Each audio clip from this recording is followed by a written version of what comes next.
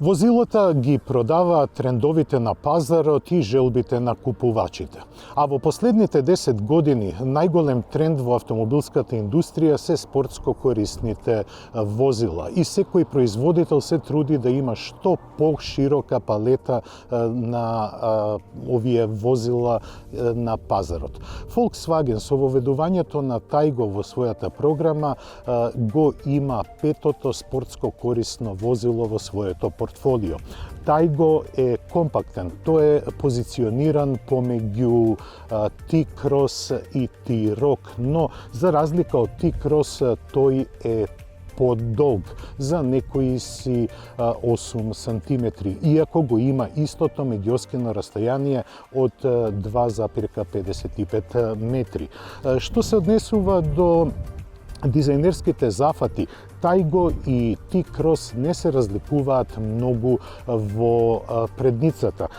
Тука се евидентни трапезоидните фарови, а во поопремените изведби Taygo има и светлосна линија помеѓу фаровите. Не е случај со нашата изведба, бидејќи ова е едно од базичните нивоа на опременост. Го задвижува 1 литерски турбобензински мотор од 95 коњски сили. Но не е само должината на Taygo различна од она на T-Cross.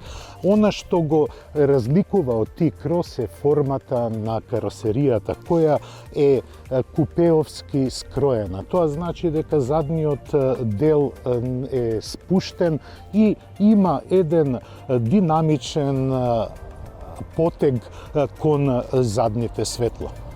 А задниот дел, поради закосеното стакло, поставениот спойлер и светлосната група, делува изразито купеовски.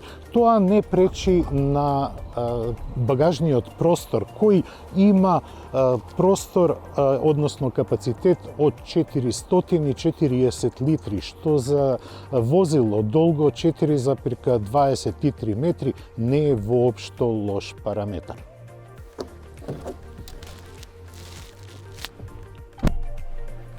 Просторот на задната клупа е сосема задоволителен. Поради купеовската форма на покривот, многумина ќе мисла дека нема доволно простор за главите, но тоа не е така.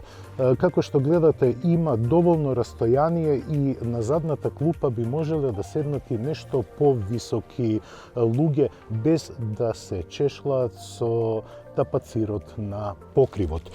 За нозете има пристојно простор, не може би она што би очекувале повисоки луѓе, но сепак и за подолги растојанија седењето е удобно. Во духот на дигитализацијата на задната клупа имате 2 USB-C приклучоци. На возачката позиција се е познато. Пред возачот е дигитална инструмент табла, додека на врвот на централната конзола е поставен екран осетлив на допир за инфозабавниот систем.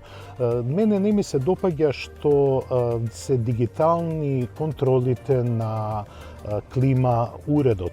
Не е дека не функционираат добро, но ако е ова веќе поставено во духот на старото школо, тогаш би требало да има и некои физички контроли. Но тоа не го попречува користењето на клима уредот. Во внатрешноста се поставени 2 вида пластики. Секаде каде што може да допрете е мека пластиката, додека она што е скриено од погледот, како што е, например, вратичката на касетата за одложување на дребули, тука е воочлива по тврда пластика.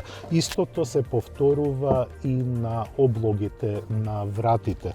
Но сепак, позицијата која ви ја дава и поставеноста на сите контроли и манипулатори е извонредно ергономска.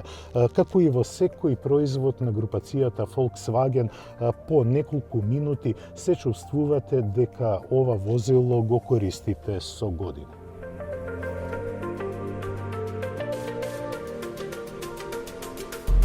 Тајго е интересен компромис кога станува збор за возните својства и просторот кој го нуди во себе. Овој модел е задвижуван со 1 литрен турбобензински мотор кој има само 95 конски сили. Тоа е влезната верзија на моторизација на Тајго.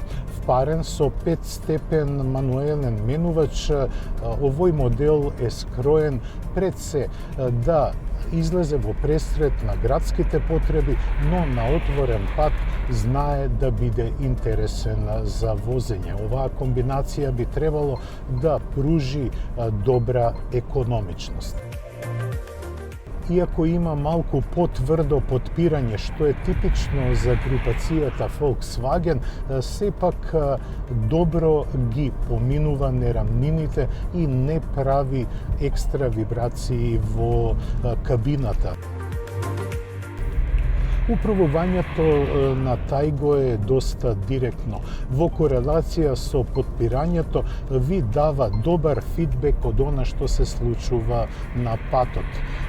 Кога сакате малку подинамично да возите, тогаш се слуша малку повеќе продорниот звук на моторот и перформансите не се на забрзување не се и толку лоши. Можете сосема комотно да одржувате и поголема динамика и темпо на возењето. Но сепак ова е скроено возило да го возите лежерно. Не дека во свиоците нема да ви пружи добро однесување, но сепак силата на моторот е таа која го диктира темпото на возењето. А доколку сакате да имате тивко, лежерно возење, тогаш ви препорачувам така и да се однесувате со Тајго. Кога го возите малку полежерно од Тајгото, најголемата бучавост доаѓа од пневматиците. А доколку имате желба малку подинамично да возите, тоа ќе ви го овозможи Тајго.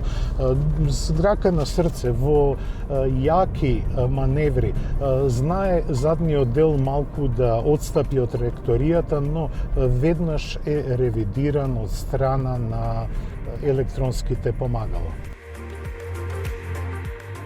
Може би нема да имате многу возбудливи возачки излети, но сепак и оваа изведба на Тајго знае да овозможи малку повеќе од она што го очекувате.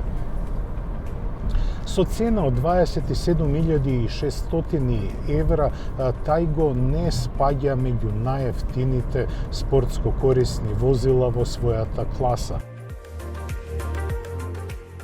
Тајго со своите 95 конски сили можеби не е највозбудливиот кросовер што ќе го возите, но во секој случај ќе ви овозможи едно вистинско задоволство во секојдневното користење. Тоа беше се за денешното издание на Автомагазин. Се гледаме за 7 дена. До гледање.